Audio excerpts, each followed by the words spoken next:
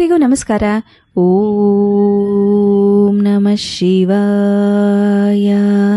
ಇವತ್ತು ನಾನು ಅಕ್ಕಮಹಾದೇವಿಯವರ ಶೀಲವೆಂತೆಂಬಿರಯ್ಯ ಎಂಬ ವಚನವನ್ನು ಓದಲಿದ್ದೇನೆ. ಶೀಲವೆಂತೆಂಬಿರಯ್ಯ, ಶೀಲದ ನೆಲೆಯ ಬಲ್ಲಿರೆ ಹೇಳಿರೋ, ಅರಿಯದಿರ್ದೆಡೆ ಕೇಳಿರೋ. ಕಾಮ ಒಂದು ಭವಿ, ಕ್ರೋಧ ಎರಡನೇ ಭವಿ, ಲೋಭ ಮೂರನೇ ಭವಿ, ಮೋಹ ನಾಲ್ಕನೇ ಭವಿ, ಮದ ಐದನೇ ಭವಿ, ಮತ್ಸರ ಆರನೇ ಭವಿ, ಆಮಿಷ ಏಳನೇ ಭವಿ. ಇಂತಿ 7 ಭವಿಗಳ ತಮ್ಮೊಳಗಿಟ್ಟುಕೊಂಡು ಲಿಂಗವಿಲ್ಲದವರ ಭವಿ ಎಂದರು.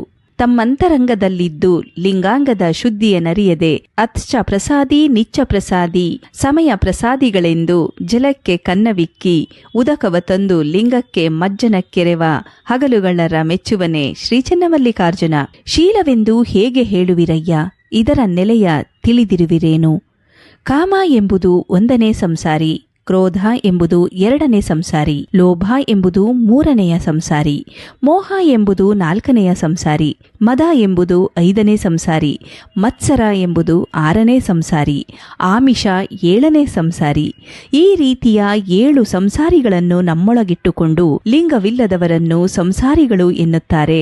ಅಂತರಂಗ ಶುದ್ಧಿ ಇಲ್ಲದವರು ತಮ್ಮ ಅಂತರಂಗದ ಶುದ್ಧಿಯನರಿಯದೆ ಮಹಾಪ್ರಸಾದಿಗಳೆಂದು ಬೀಗುತ್ತಾ ನೀರಿಗೆ ಕನ್ನ ಹಾಕಿ ಉದಕವನ್ನು ತಂದು ಲಿಂಗಕ್ಕೆ ಸ್ನಾನ ಮಾಡಿಸಿದೆ ಎನ್ನುವಂಥವರನ್ನು ಶಿವನು ಮೆಚ್ಚುವುದಿಲ್ಲ ಎಂದು ಅಕ್ಕಮಹಾದೇವಿಯವರು ಈ ವಚನದಲ್ಲಿ ತಿಳಿಸಿದ್ದಾರೆ. ಶರಣಾರ್ಥಿಗಳು.